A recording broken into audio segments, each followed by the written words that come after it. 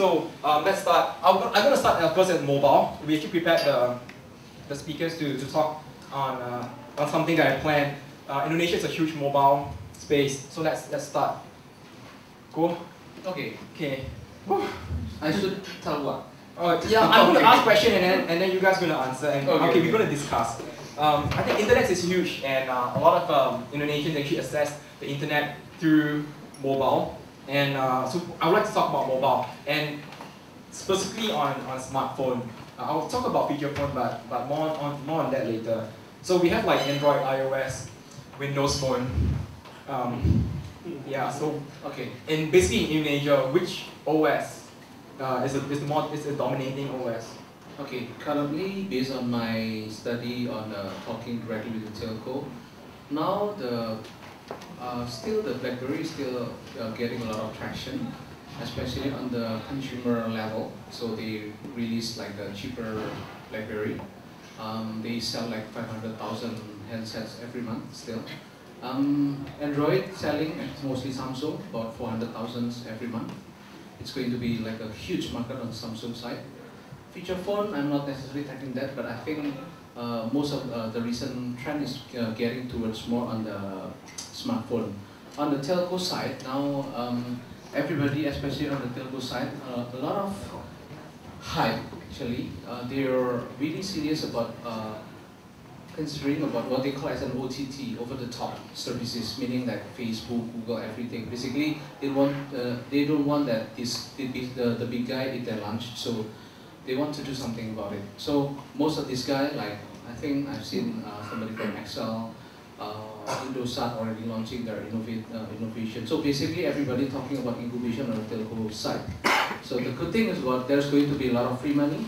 Then you want to create a lot of innovative, funny apps. Then you go to the telco, they will definitely have the money to finance you. That's a good thing, but not necessarily the monetizing side. Based on my point of view, like the Black October in 2011, right? In 2011, I get my hand burned as well. I have one CP, so I just bought a license for Nickelodeon and put it on mobile. I want to sell it, like become a rich man, but I don't become a rich man. I'm still talking here.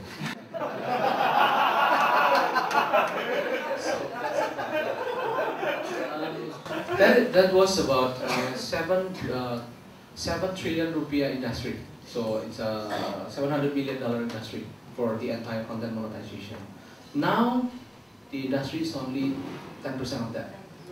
So it sucks. So everybody from the content industry, they have to go to become the event organizer of all the David Forster, everybody. So basically you get all the artists every month because everybody from the CP have the money and they don't have anything to do, so they become the event organizer. Some of them developing a few apps, good apps, but not necessarily the monetization. On my side, on the investment on the, especially on mobile, I'll see international market is still the best for content monetization. On the local, not there yet, but it's depend on us, right? If I do the investment, now it's a time to invest on how to monetize on content.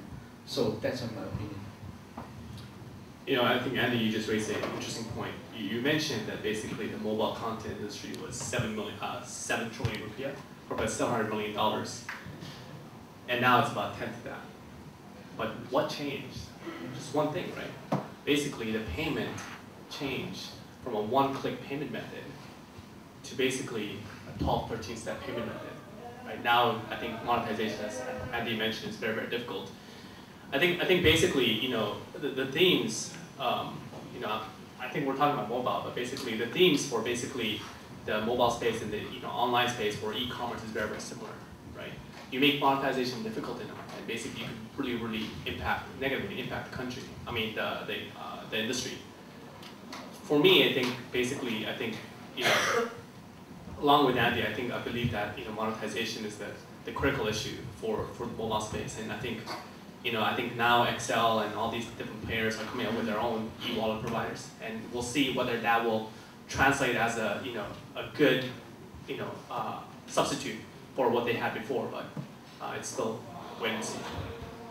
So since you mentioned about like ever since after the Black October in 2011. So I think a lot of companies got hit. I think right now it's getting back, right? I think Excel has been doing a lot of good work in terms of like mobile content monetization. And to me, I see that there's a trend of like more mobile content coming up, and people are still trying to monetize it. So that itself is basically monetizing the local market, right? So is this something whereby, because after 2 years, the regulation is fixed, people are aware of like, or the government's more, they put up a layer of like regulations, and right now they're in control. And should these be like a trend? Is it one of the trends where startups could actually see to monetize and make money from it? Based on my the way I see the technology, the people that get into this industry, the one that really monetize still, it's a good content always. Licensed content, like I see it, and it's called Home. It's by people from previously CP as well. That's they have directly connected to like still in the CP model, like in which they're taking like 40 to 50%. So basically, you are the apps owner, get 30%. So you split the revenue between yourself and the platform, but the telco take the bigger cut. That's still the model. That's the easiest conversion. The challenge on using, like you mentioned about payment, the challenge is actually the telco is very departmentalized, meaning that on the payment side, usually they will take less than 10% for content. But to talk and connect with them is really, really hard. And they don't, at this moment, the telco is not really serious about on the payment side.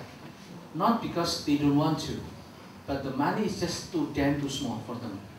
For, let's say, a telco, probably they get less than 100 million rupiah in a year, the revenue from the payment. So even to pay the manager is not enough. So for them, it's just too small. So now what they try to do, and I will encourage everybody in the content industry especially, focusing on the publishing side point of view. Let's say if become an aggregator, like the home model, like if you have, instead of become a game developer, like Kota Games already did it, and they invested by Singtel. They did, instead of just purely one game, they created an aggregation in which they collected a lot of games and they invited everybody. So if this is the time of getting into the platform game, Samsung invested heavily on the store, recruiting basically the best people from this industry, taking everybody, and everybody wants to work for Samsung because it's such a big brand. Not necessarily the payment is good, but it's the brand. People want to work for Samsung. All the telco wants to have their own store. So if you are going to compete with a telco or Samsung, then you will be on the losing side. They have all the money, all the handset, because they have the channel. That is the good thing about the potential, but it's still potential. It's not here yet. It's going to be here. I think the time will come within the next 2 to 3 years, where really you can monetize content. When that time comes, if you can monetize through, all your apps can be monetized through Samsung App Store, all the handset device, tablet, that is really, really good. And what I'm actually looking into is the tablet war. That is not here yet. Yeah, the Kindle, Netflix is not here yet. But everybody on the telco side, on the importer side, on the publisher side, everybody wants to make their own Kindle, their own tablet using the channel model, especially the Nexian clone. The idea is similar to Nexian. It's going to be here within a few years.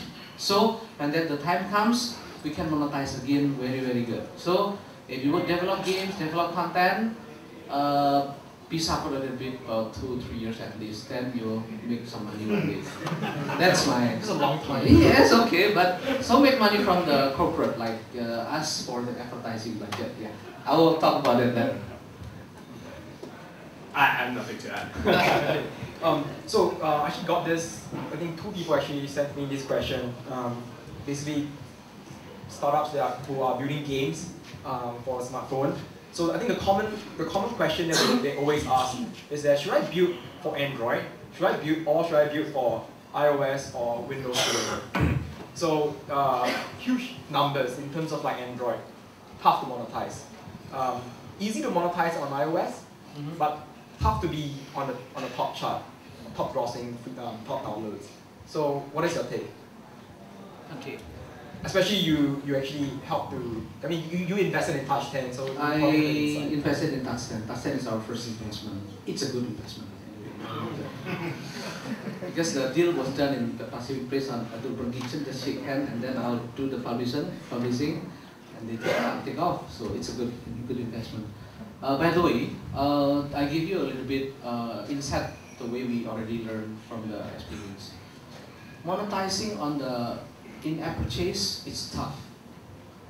Touch 10 have like most of their games always hit top 10 US, always. They are crazy. Nobody can do it in Indonesia. I don't know how to do it. That's why I'm casted to know. But do they really make money out of that? I'm not sure. They make money. No, wait, I'm sure you are sure. Share some numbers, come on. Okay. I'll give you an example like this. Every games, the hit cycle is very short. The most hit that they have is like Infinite Sky, 1.7 million downloads. It makes money on 3 months. The revenue when it hits the chart, 3 months is very good. You can like have like 2,000, 3,000 US every day. That's the good part. From the end purchase, no, it's from advertising. Because actually people pirates the software and we are thankful and we just let it go. Why?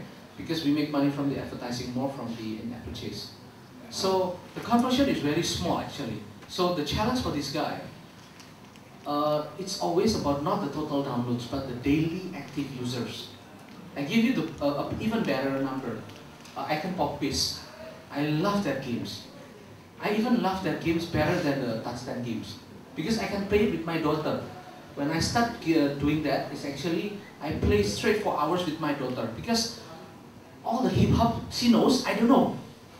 It's different generation. The only quiz that I know is Roma Irama. If you play Icon Pop Quiz, you know there's Roma Irama on the app. Yeah? It's 10 million downloads by the way. Icon Pop Quiz is also done by Indonesia. How do they make money? From advertising, not from the in-app purchase.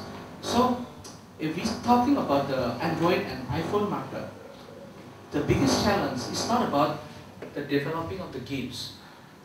The knowledge and the know-how of developing games is also is the same. And the know-how to actually advertise, promote the game is as important as develop the games. So that is the skill that most of you don't know. So even Touch 10 get a lot of like bad mouth about, hey, because you pay all the promotion. So what? We do business, okay? We want to make money, so we do promotion. The promotion is very tough on iPhone as well as Android. Touch 10 cannot monetize on Android. Based on our experience, iPhone is still the best on monetization. Android is still the toughest. Now we are soon to work with Google directly. We want to be, because we have hit games, we ask to be promoted by Google directly. If not, we don't want to even focus on Android because it's very tough to monetize at this moment. So, based on my opinion, building still, even though the competitor is really huge on iPhone, but the monetization is a lot easier compared to Android. Too many cheap, low quality, hard to find, and no monetization model. And at this moment, still focus on the international market compared to Indonesia. It's still too small. I think this is, honestly speaking, I don't know much about the mobile industry, but I have a question, Andy. Is the monetization difficult on the basically the Android side because there's no way to monetize, or because basically the target market, the people who have Android devices, they're not the most richest people. I mean, Apple users, they're a lot richer. And so I think basically it's just that the CPM numbers are just so much better. I mean, the CPM value is so much better on the iPhone rather than the Android. Is that the reason why? That's actually the best reason that I've ever heard. Because Actually, if you use iPhone, most of you already connected to credit card, right? Like you mentioned that there's 40 million. There's only 20 million credit card users, and out of this room, I believe that each of you, if you have credit card, you have at least 2 or 3. Because it's become a discount card. Every time you go to a restaurant, you got discount card, you're doing it, right? So the real user is actually the one that have the payment connected to the phone, right? And like you mentioned, the iPhone user, just to give you a profile, in Indonesia, most of the guys use the Android. The one that use iPhone usually ladies, except me. I'm creative, so I use iPhone. By the way, the one that the monetization, previously I haven't seen any monetization on downloading music, but when iTunes Store launched on last December of October or December, I can't remember. Like my friends, even in office, my VP business development, he's so crazy and download all the album. He spends like 1 million just a month just to buy music. And now I use my path when I listen to the radio because I hired my driver and then I listen to the radio and I just play path, listen to the music and then buy directly on the car. So the monetization on music because of the phone connected, all the ecosystem is there. That is the reason. So the ecosystem, the high ARPU, everything is there. Meanwhile, for the Android, no connectivity with the telco, the billing, and the people that buys is my driver. I bought it on Android. So unless Samsung is, I think, have a really big potential because they're really serious of building the entire ecosystem. So yeah, I mentioned brand, but because they are going to be the winner. That's what I believe. Yeah. So you got your answer, basically iOS. So according to the data that we just shown, 29 million 3G subscribers, does that necessarily mean that feature phone is not going to be attractive for entrepreneurs building products for the feature phone market? I still believe in BlackBerry for Indonesia, especially BlackBerry 10 is going to be huge. Another feature phone, I don't know the number yet. At this moment, I don't have the number to tell, so I can't really give my opinion. But if you aim for the, it really depends on how you see your product or where you stand for. If you become a brand, and let's say I'm a Unilever, definitely you have to reach for all the feature phone, the Android, the iPhone. Forget iPhone. If you are Unilever, forget iPhone. iPhone is just too small. And the people that use iPhone, they don't want to see your brand. They want to buy whatever they want. But if you want to use this for advertising, then definitely builds on feature phone, BlackBerry, Android. But if you're on the content player, if you're the developer, then build on the iPhone side because you can get a monetization on that. So that's my view. Okay, so let's move to payment, where Ryu is the expert. I think I have to payment too. Okay, so I think payment is something that is like, I think everyone talks about payment, but I think very few people actually really understand about payment, including myself. I'm still learning as well. So Ryu, so maybe for 2012, maybe could you give like a quick summary or like how is e-payment, the market specifically in Indonesia, how is it looking right now? I think when people talk about the e-commerce industry, they always think that basically it's a small market in Indonesia still compared to other places. The numbers I hear from people is like $50 million, $100 million. If you define e-commerce as basically transaction facilitated online, but not necessarily completed online, basically my number is roughly about $1 billion. And it's $1 billion, and that has a potential to increase to 10 billion over the next 4 or 5 years. So basically, I'm a really big believer in the e-commerce market in general. Now, so what is the problem with e-commerce? Basically, I think the problem with e-commerce is the same problem that the mobile content industry is currently facing. It's all about monetization, right? The reason why the content industry was able to monetize so well, or was such a large industry, because it was one-click payments. And basically, unless that becomes available in the e-commerce industry will never reach its true potential. Now, there's one slide I actually want to show you, right? This is a slide I created basically 4 or 5 months back. Basically, I was trying to see the different payment methods that was currently available in Indonesia. And I was trying to determine, well, how many steps does it take to actually complete a payment? To complete a payment using bank transfer, right, ATM on theory, it takes roughly about 13 to 14 steps. Mandiri ClickPay, or BCA, or Click BCA, and takes roughly about 8 steps, and that is one of the most popular payment forms, right? So, and of course, the easiest one is basically credit card. Imagine the drop-off rate. Right? A story I always like to tell is basically that, people who buy on e-commerce are the laziest people on earth. The reason why they buy on the internet is because they're too lazy to go to the store. They're too lazy to go get in the car and actually, go to some store. So usually they don't mind paying 5% higher than other people because, some of them are the lazy people. If you force lazy people to go to the bank to pay at the ATM, you lose so much. One of the gadget, stores in Indonesia basically told me that basically he loses roughly about 50% of his customer. After they click checkout, basically 50% of his customers don't actually pay. So basically, I think the theme for the 2012 was basically a year whereby transaction volume became big enough and this drop-off rate became big enough that a lot of players started to realize that, oh my God, we really need to find a payment solution that actually has fewer steps because it's all about increasing conversions.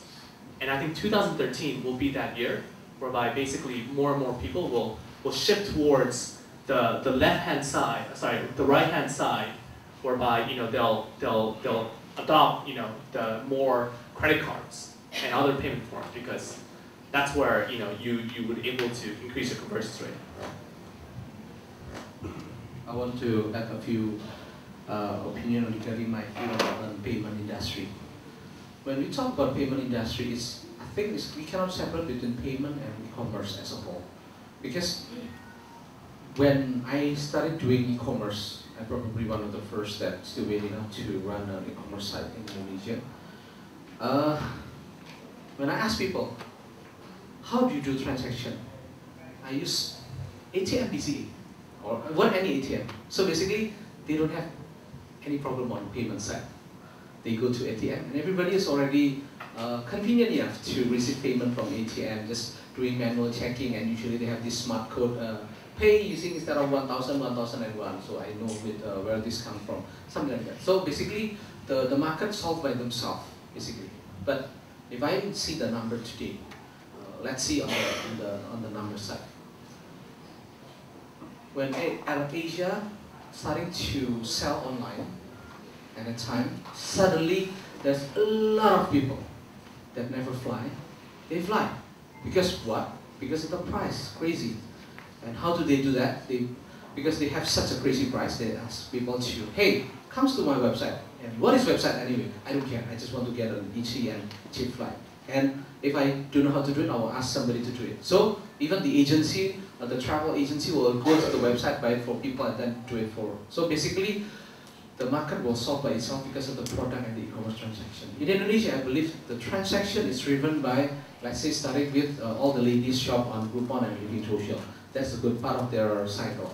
Nowadays, I don't know the numbers. I'm not sure that they are that sustainable because they are very hard to get a merchant on the business side. But on the consumer side, what they really see, the potential is basically the e-commerce transaction is starting to get already good traction. Lazada now, they already have about a few billion transactions per month. How do they do that? They buy, like Android, Samsung, hundreds of them in a bulk, cheaper price because they can buy bulk and sell it with a very, very, very, very thin margin just to make sure that everybody goes to the website. So the payment, I mean, they will do it like using COD, they will use ATM. People will try to, because you have the source of product that nobody has. If nowadays you sell like maybe 10 million, I think I can sell easily 50 of them in this room. Easily. Why? Because you have source of product. At this moment,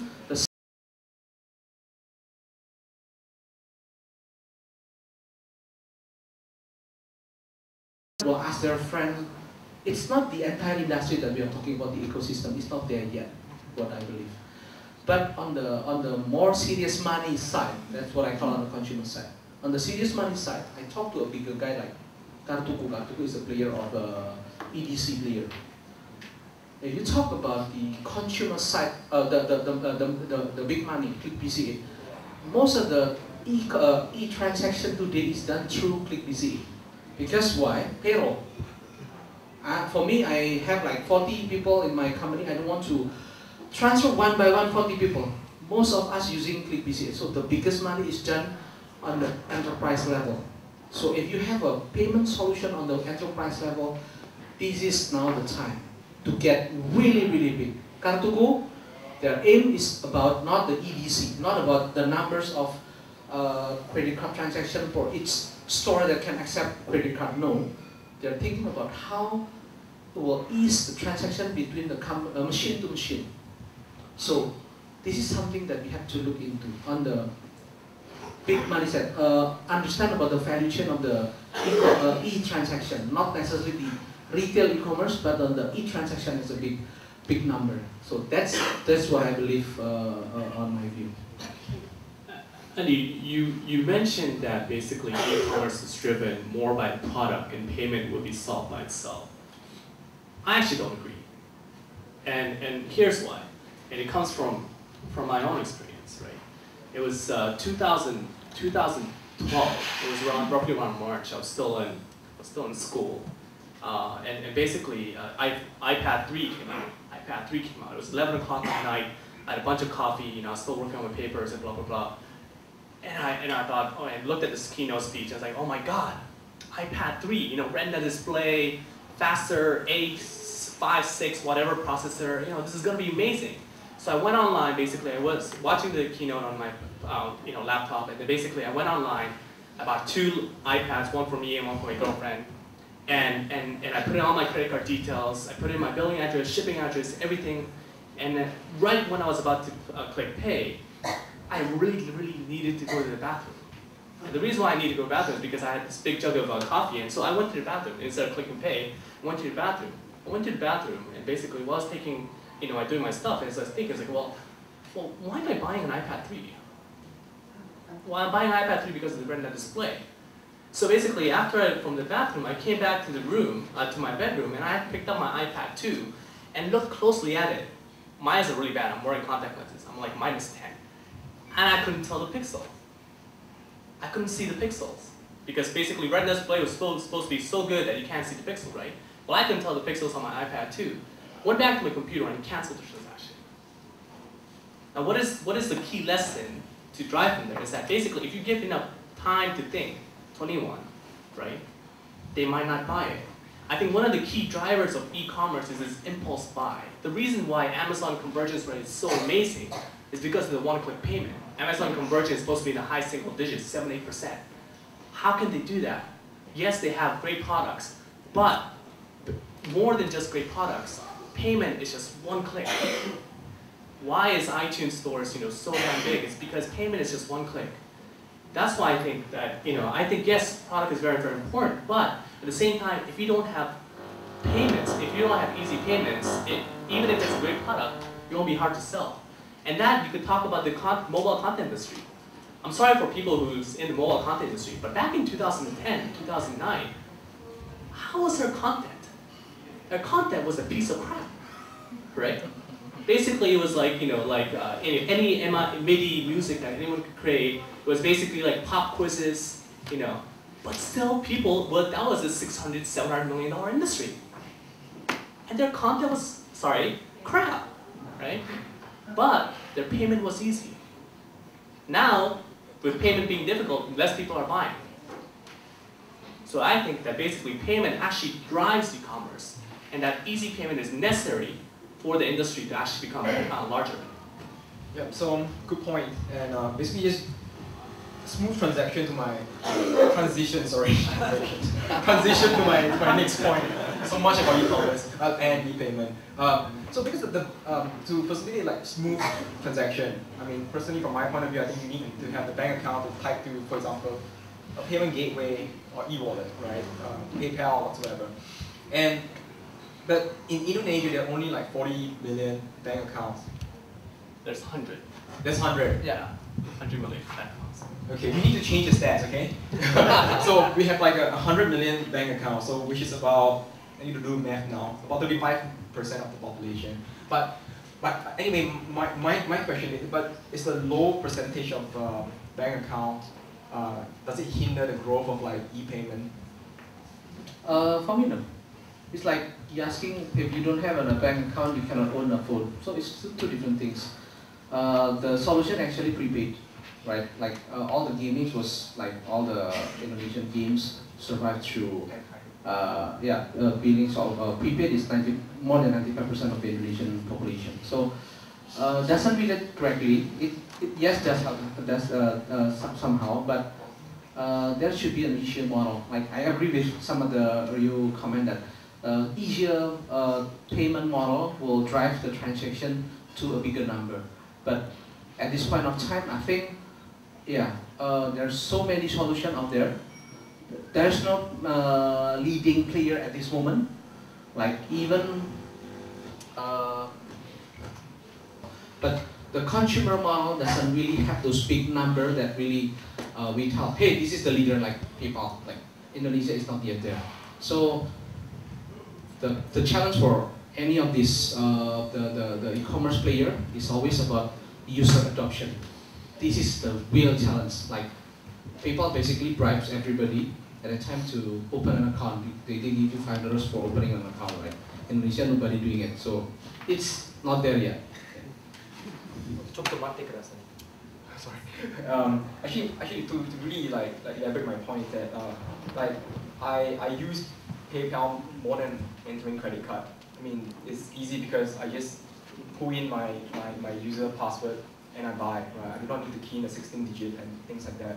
So actually, what I'm really asking is that because it's hard to or perhaps like people wouldn't want to tie their bank account with a payment solution or gateway and or wallet, and that really it makes it hard for people to buy things. So that is actually my concern, and that concern actually leads to e-commerce not having that kind of growth that we would see in the West. In China, right, China's e-commerce market is roughly about $100 billion in size. Just went to an Alipay conference back in November last year. And basically what they were telling me is that basically in China, 7% of the consumers represent 40% of the transaction volume for e-commerce. My point being is that you don't have to have 250 million people having a bank account, having a credit card to actually have a sustainable e-commerce market. You don't need to make sure that the richest people in that country actually can buy stuff online. And so basically, the 250 million number, I think, is basically the biggest mistake. That's the first number that makes, creates mistakes and fallacies in people's mind, in both the entrepreneurs and also investors, right? Indonesia, Jakarta, Jabodetabek, so Greater Jakarta, has a population of 22 million people. GDP per capita roughly about $8,000. And basically, where do you think all the people who have credit cards, the 13 million credit cards, are located? Where do you think all the people with the Rolls Royce and actually BMWs are located? They're all located here in Jakarta. And is 22 million a small market? 22 million is only, it's only 10%, right? 10% of Indonesia, actually less than 10%. It's about 78% of Indonesia. Is that a small market? No, because Malaysia is 28 million people. Malaysia's GDP per capita is $10,000, and yet there's a thriving e-commerce market there. So why not just target Indonesia? So basically, what I tell what I tell people and what I tell my investors is basically when I talk to my investors, I always talk about 250 million people. But when I create my business plan, I target the 22 million people. And because basically, you cannot serve 250 million people. That's too many people, anyways. You serve 22 people, and yet you can still reach an e-commerce size that's pretty sizable, even in Jakarta.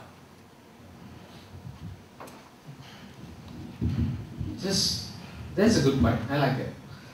Getting back to my old days, at that time I was running Plaza.com. Before I running Plaza.com, actually we are trying to work with Rakuten in 2000. We try to work. We already have the ship and deal, but it's nowhere to go. Okay, so it's a history. But I like that. I remember one simple business model that we are planning at that time. Not even targeting Jakarta, just targeting those golden triangle. Make everybody buy through e-commerce. That is good enough market. So that's basically the business model that we're planning. So that's a good idea. Let's do that. I like that. Okay. So maybe this question for you, like you're definitely in the payment space, and so many gateways, e-wallets. Which service is winning this war, and how are you different since you're here? So let me ask one, Benny. How many payment gateways are there in Indonesia? Not just stunned him. Right? So who's in e-commerce? Who's in e-commerce right now? I used to quit it anyway. QuickBase, yeah? Right. How many people is in e-commerce? How many payment gateways are out there in Indonesia? 5 or 6 maybe. 5 or 6? Yeah, so basically, you know, if you ask that question to some people, they'll say, well, Ryu, you got like 50 payment gateways out there, right? And then basically, the term payment gateway is just used so liberally that basically everything is a payment gateway, right? If you accept SMS payments, then you're a payment gateway. If you accept ClickBCA, you're a payment gateway. The definition I like to use for payment gateway is that basically if you have a direct connection with the bank, and you are the gateway for people to actually pay using that bank, then basically you're a payment gateway, right? So, and then the other definition I have is basically payment server. If you connect to a payment gateway to get that service payment, then basically you're a payment server. In terms of online payments, credit card payment gateways, you're right, there's roughly about 5 or 6, including myself. If you're talking about ClickPay Mandiri and ClickPay BCA, there's only one. Everything else that basically tells you, yeah, we're a payment gateway from BCA, that they're a payment server. They connect to that payment gateway. For ClickPay Mandiri, there's actually only one. So basically, the payment gateway, the term payment gateway, can you pull up that chart? Is basically closely linked with the payment method. Your payment gateways for a certain payment type. I am a payment gateway for credit cards. So basically, if someone approaches you, like if you're an e-commerce player and someone approaches you, yeah, we're a payment gateway, ask them what they're a payment gateway of. You know, are they a payment gateway of, like Caspay is a payment gateway, but Caspay is a payment gateway for Caspay. For Caspay, you know, because Caspay is an e-wallet. Unik is a payment gateway, but Unik is a payment gateway just for Unik, right? For their own e-wallet. I'm a payment gateway for credit cards. So basically to your question, like who's winning the payment gateway war? Well, it depends which payment method.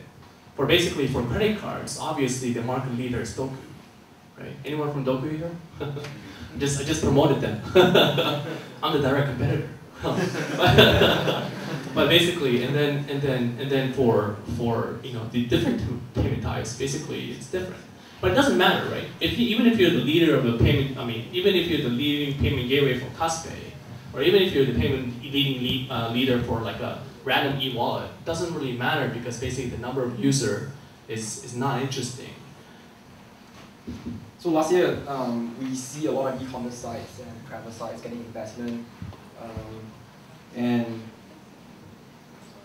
straight to the point, like what kind of like startup would get investment, or maybe even before that, like what are the few problems that we have in Indonesia that you believe that entrepreneurs should be solving?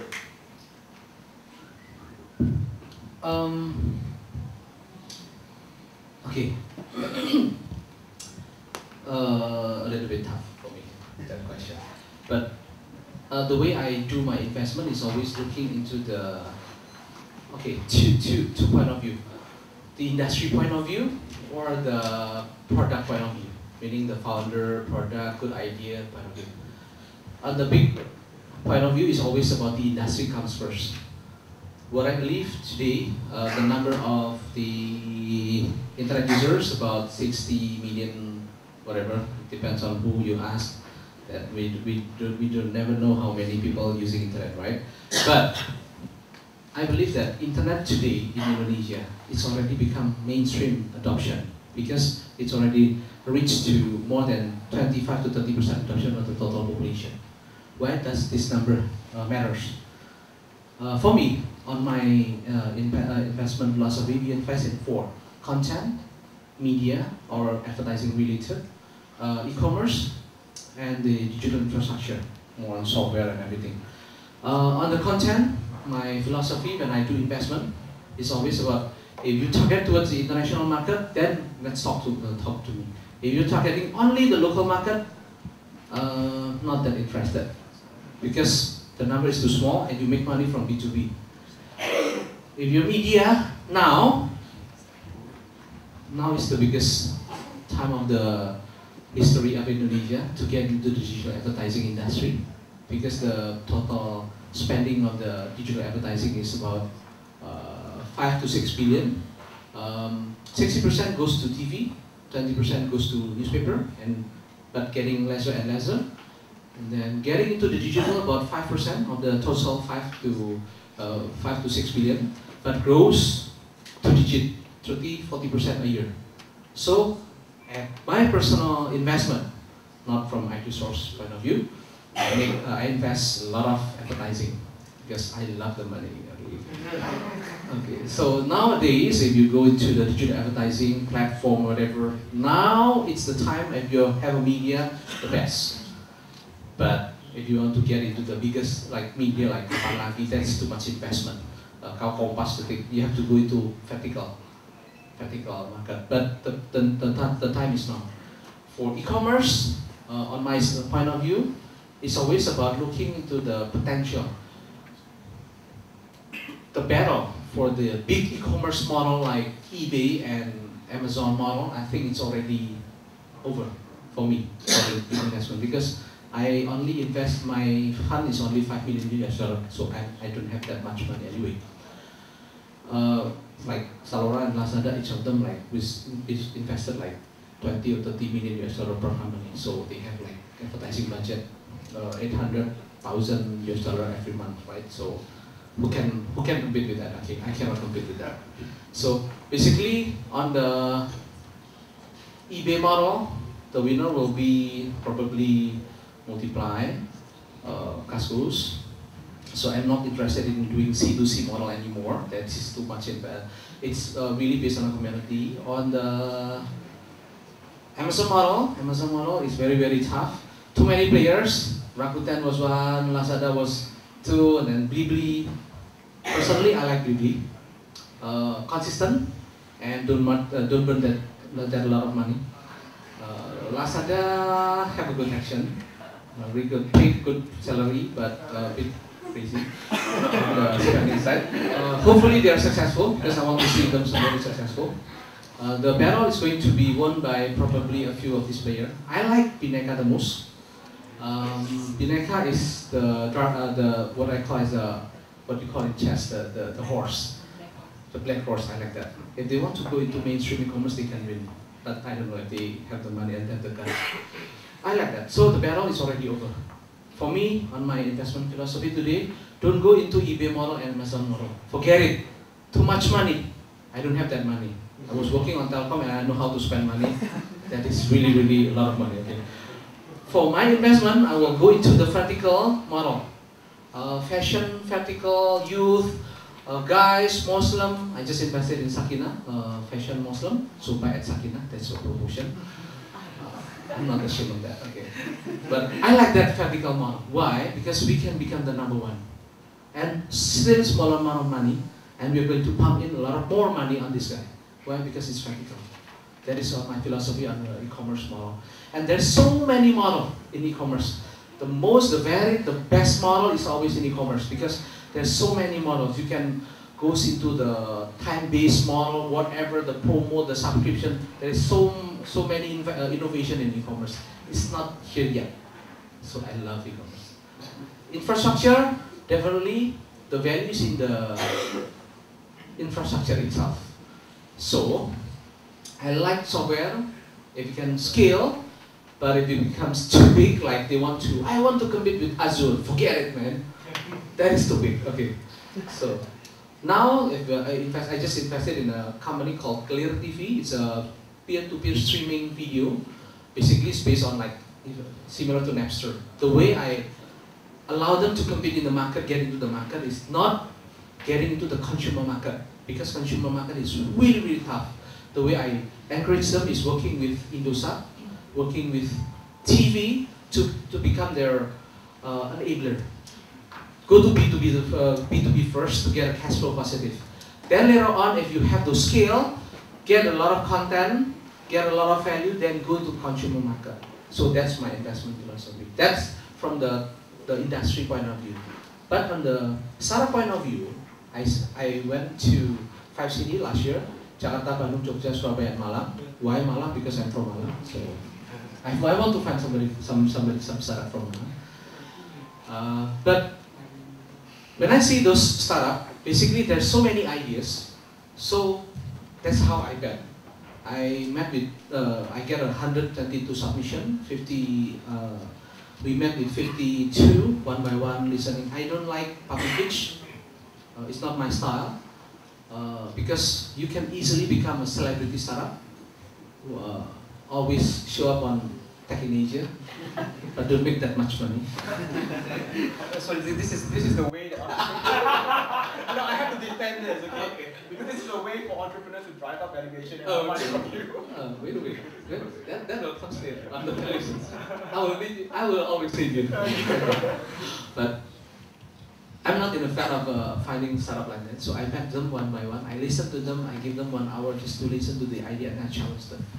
Usually the best that I found is the one that is not meeting me the first time, but they already goes through a few cycles to meet with me, like another 6 months. So they already more mature and more realistic. Yeah. The way I see in Jakarta, too much hype. They're so proud of themselves. In Jogja, Malang, Surabaya, they're so ashamed of themselves. They are there. So they don't have the self-confidence. Yes, self-confidence. He scolded people in Bandung, I saw it. But I mean, that's Indonesia. So you see those contrasts. So, but I like this community. I picked 16 of them and I invest only in 6. Do I believe these 6 will become the next Facebook? Forget it, man. I don't even know if they'll survive probably another 2 or 3 months. I don't know. But I'm willing to bet. So I put money on 2 sides. The one that I see the industry first, and I source, because I see the industry and I look into the best player on those vertical industry. And then the other side, I go meet with this guy. So it's the ideas comes from the founder. I like the founder. I like what they believe. Usually, I challenge them. I give them a chance to do whatever they want and make mistakes. So this is the way I invested.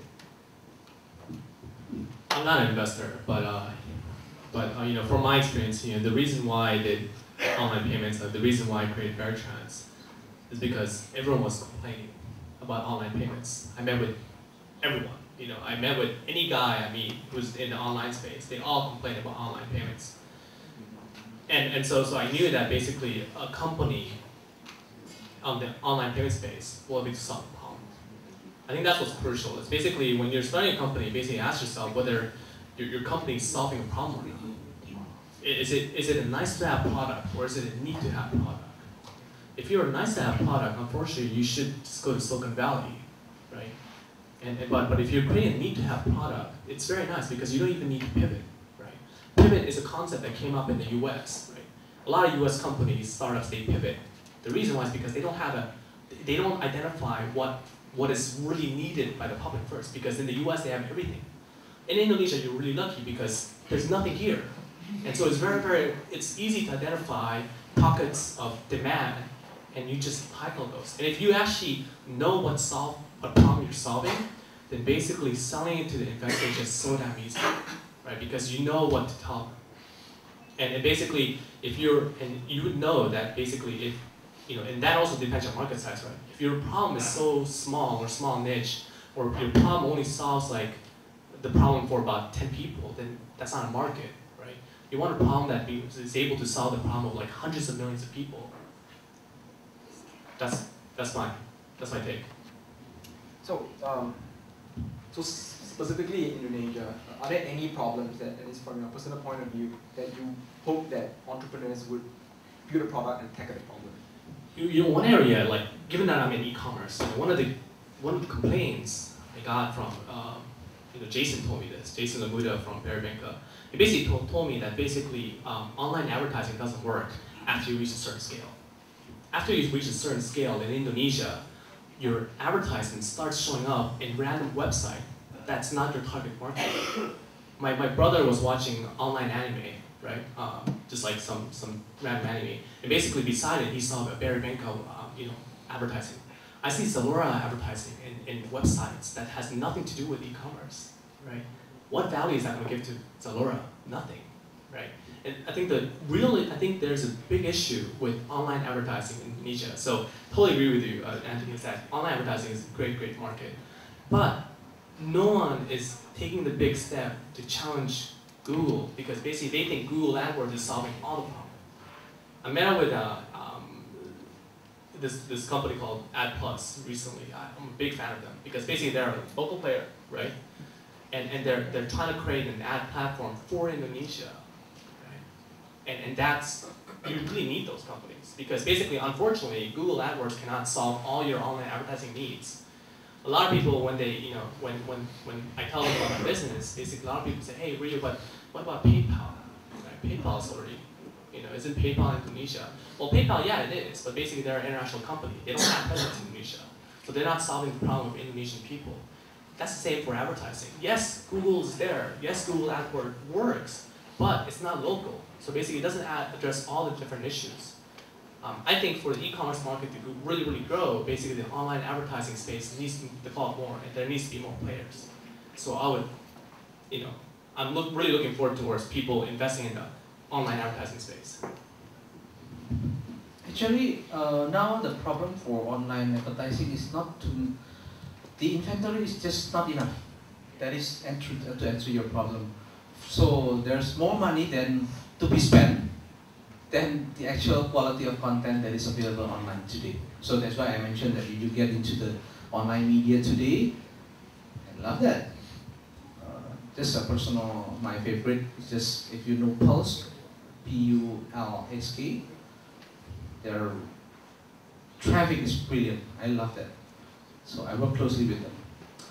So like website called like automotive, whatever. So I even bought my car at this site. So the vertical market, the vertical media is, there's so many opportunities in the vertical media, on the aggregator, on a lot of all this ecosystem is not here yet. But I think I will want to invest more as personal investment, not from either source side. I love to invest on digital advertising because, to tell you the truth, I was in my background is advertising. The number is good, give you a lot of money, but one day you have to, for me, it's just buy to sell, because it's not scaled very well, because the value is in the human resources. So at your creative director, your most brilliant guy, then setting up their own shop, then you're screwed, right? So basically, I like to invest and make them, everybody become my partner. And then one day I sell it to WPP if I can. So that's the way I invest in advertising.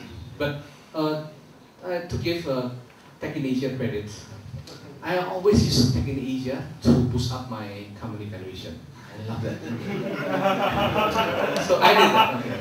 So when I do sourcing, I don't do a lot of publicity. I don't like publicity, because that's when you meet a true and genuine startup, genuine person. But when I want to boost this valuation, boost the, usually I already built a company, by the way. Not like all the bullshit like Stand. We already helped them to open the market. They just see next month their game is going to be in Brazil with a very famous soccer player, so you will see.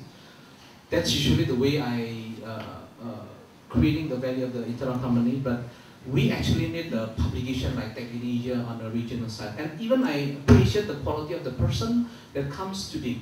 So I have to give Willis credits and give you credits because you're coming here. A lot of you I never met here, even with the local publication. So I like to give Thank Thank you. you, Thank you. Michelle.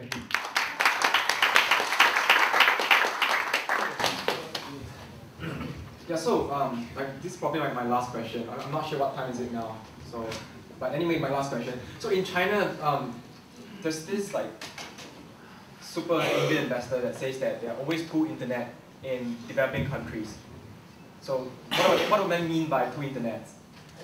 Number one is people who use internet in Beijing, just like in Jakarta, people use internet in Jakarta. They're very used to buying things online.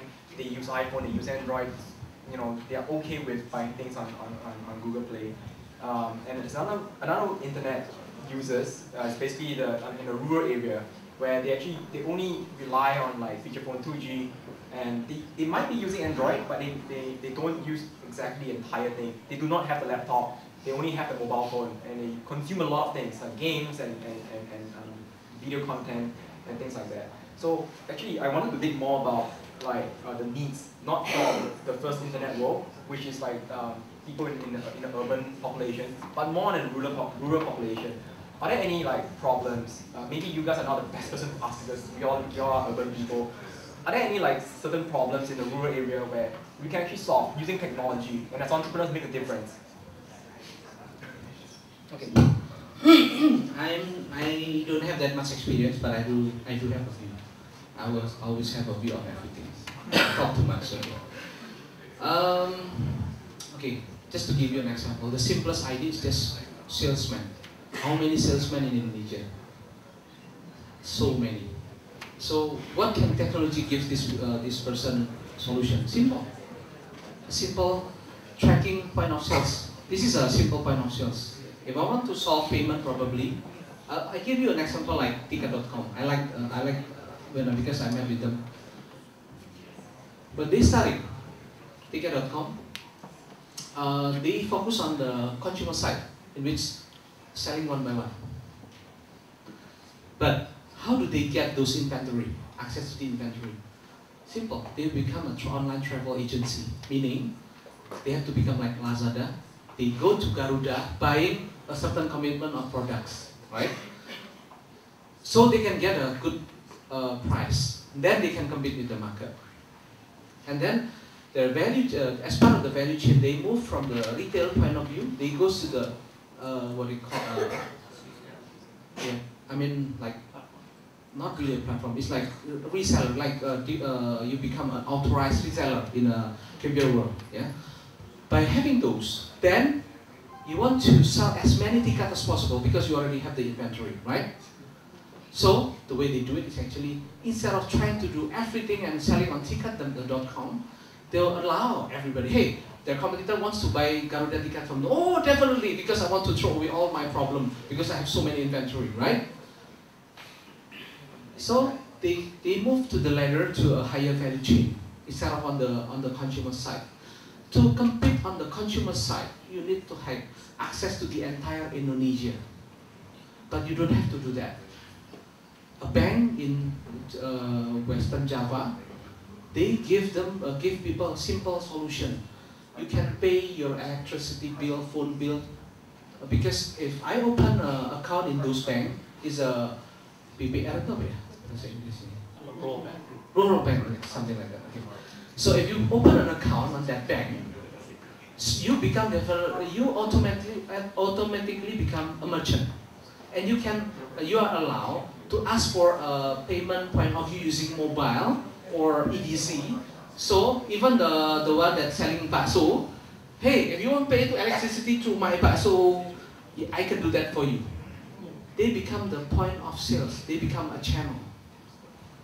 If I become like Unilever, I want to enable Indonesian to whatever the technology, all the bullshit, path, whatever, forget it, man. It's only Billy and me doing that, yeah. Doing the path and follow each other. So, yeah. Too pathetic, okay. But the way they want to enable everybody in Indonesia, they can create a simple services. Hey, if you want to buy toothpaste, if you want to buy, I can become your reseller because it's like a direct channel model. Why? Because you use mobile, you use technology as your direct channel. So then you don't have to enable everybody in Indonesia. 250 million, that's bullshit. Just focus on the few that really wants to do it and will help other people. That is potentially the biggest model that wants to be targeted towards by the telco.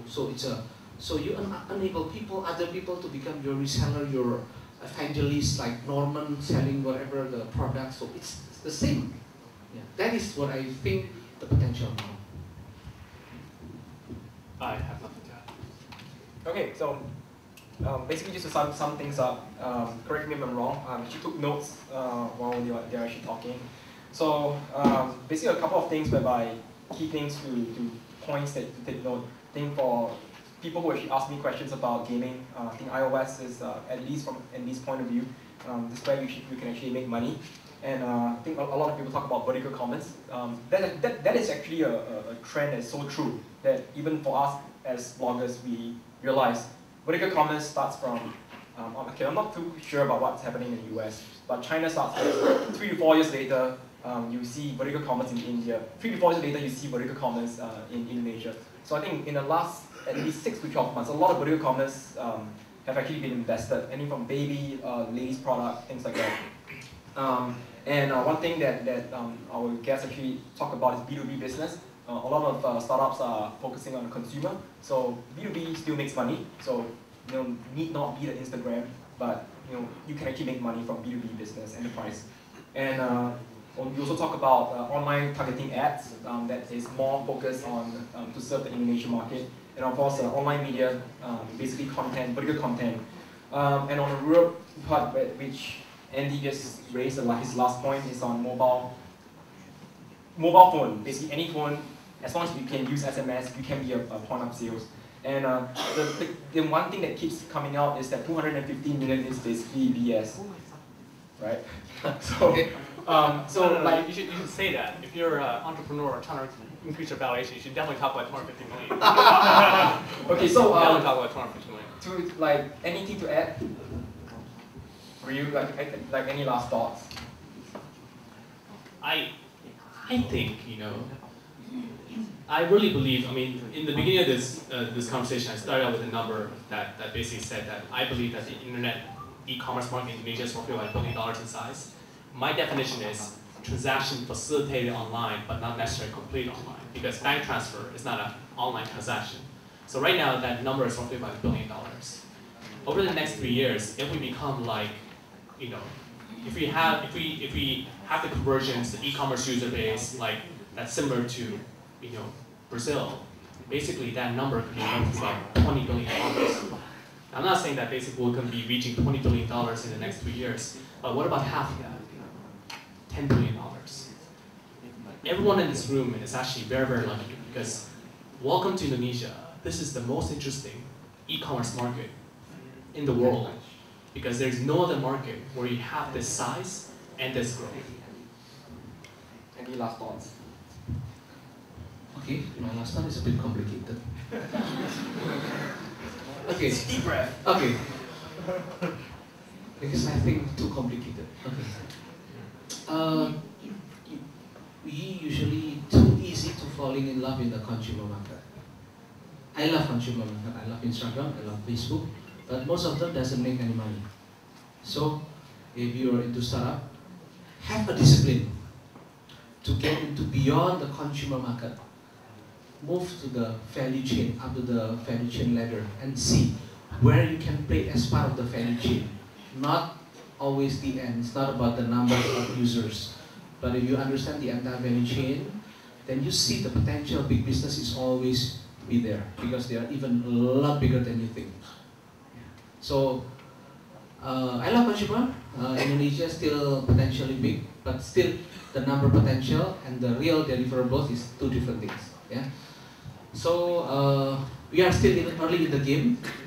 Have a stamina to go for a long run. Yeah. So don't spend all the investors' money. It's not wise.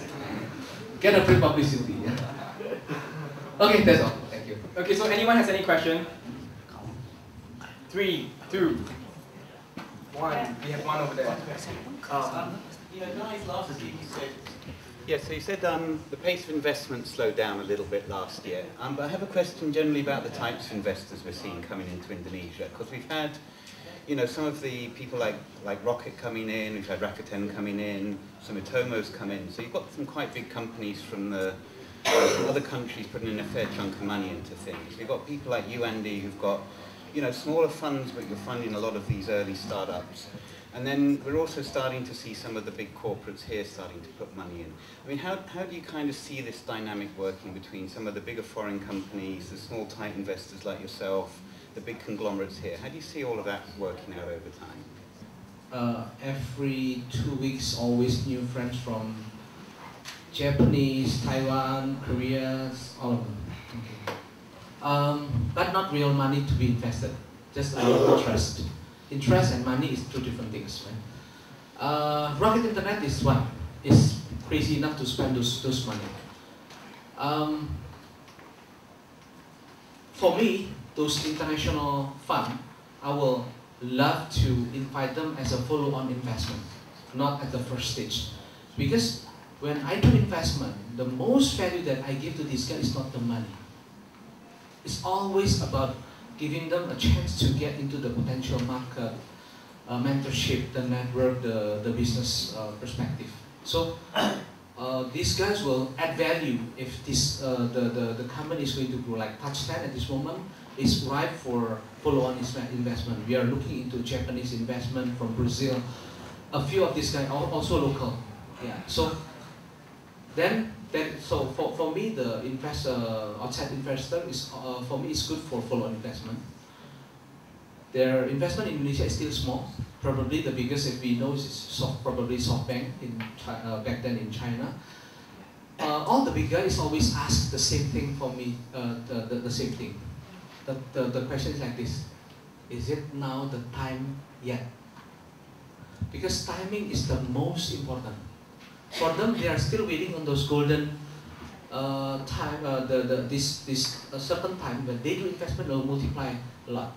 And when they do investment, they are crazy about it. I mean, they'll put a lot of money. They have the money. But the big question is always, is it now? Or is it next year? Or is it another 2 years? We are here and we'll see, and we are not afraid to wait. But when we see the potential, then we'll put in a lot of money. So that is the international investment. On the other side, on the Indonesian investment, now a lot of investment from the telco, from the media. All the big guys, the media, the MNC group, Carol Tanjung already bought the take, right? Haritanu already collaborated with Rakuten and a few more Japanese companies, I think. They're already talking. And then Pak Sugiono is one of our investors. It actually comes from a retail background, it's different model. And then SCTV Group now investing heavily on Liputan. So most of the media guys. Why? Because they don't want to have their industry collapse. And then Kompas is different, but it's still in the media side. And then the telco guy. Telco is putting, now their big question, they want to put a lot of money. The big question for them is, how can I get my return on investment if I put like $20 million, $100 million? They do have the money. Telkom have the acquisition budget for 1 trillion rupiah, $100 million, yeah? And it's very hard to find a startup that scale, okay? Nobody are able to carry a company that size. And most of their investment sucks. Like UCTV. Come on, okay, I can do better, okay. I mean, why? Because the quality of the startup also sucks.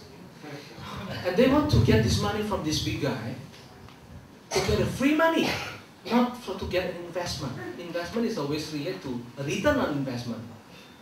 Free money is from CSR point of view and marketing point of view.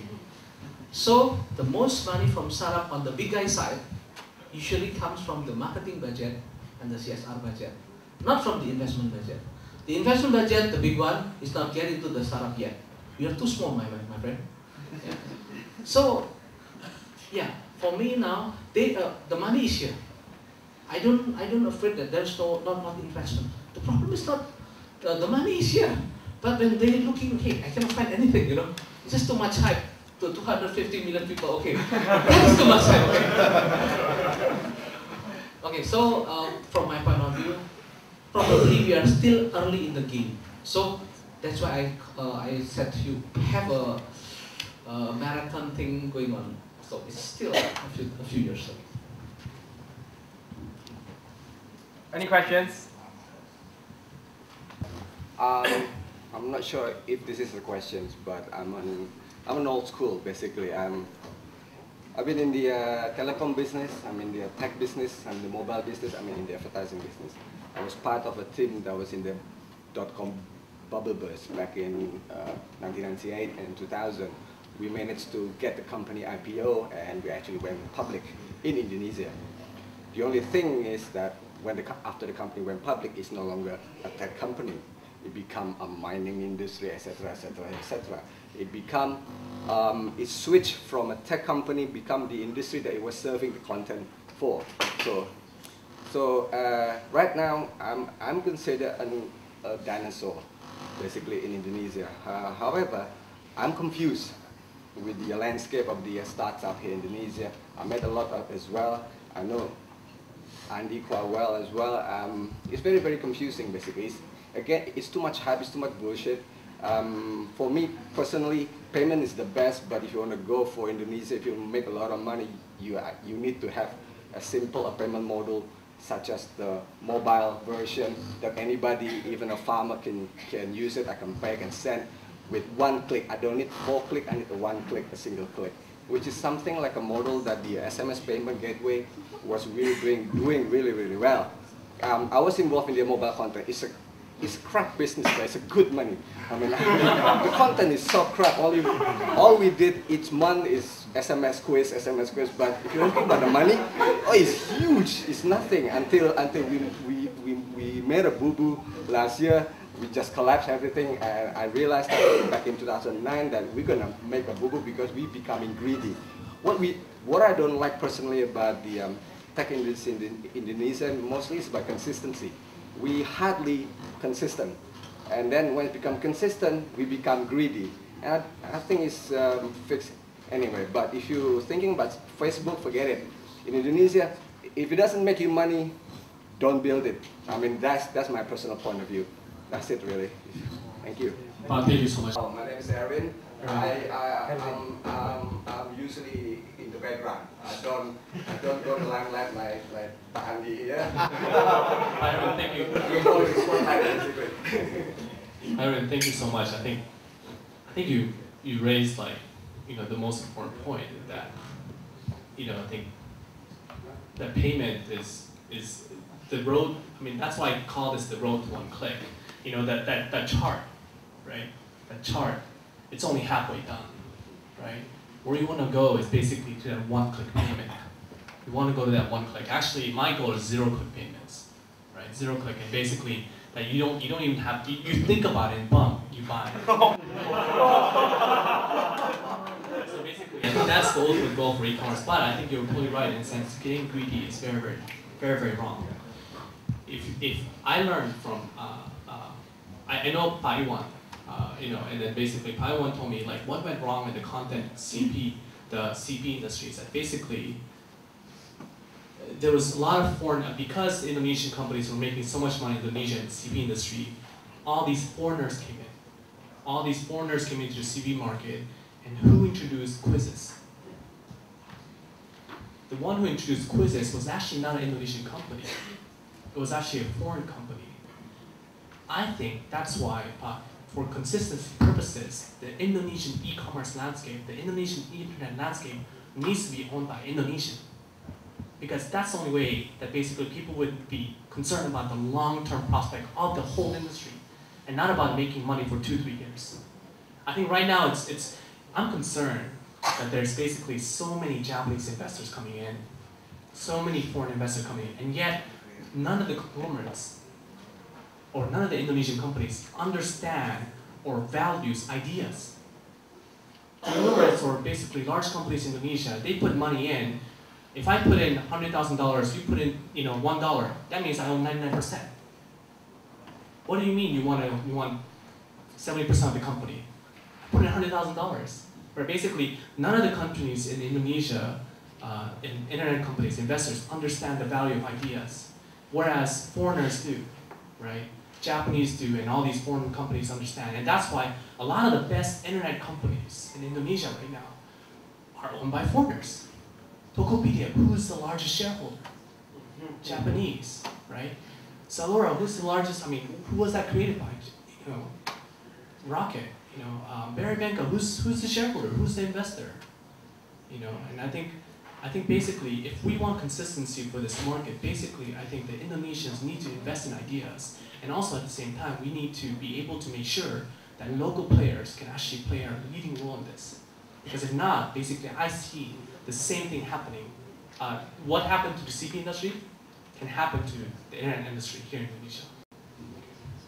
Dinner is still there? Yeah. Okay, so no. Head out. Okay, so we have no more dinner. Very sorry. Yeah. So and just stay here to mingle, and I would like to know like every one of you. So please like stay and mingle, network. Our guest speakers are all here to really know you and to learn from you. I myself as well. So have a good evening. Thank you so much for coming. It means a lot to us. And thank you so much to Ryu and Andy for participating. And thank you for all the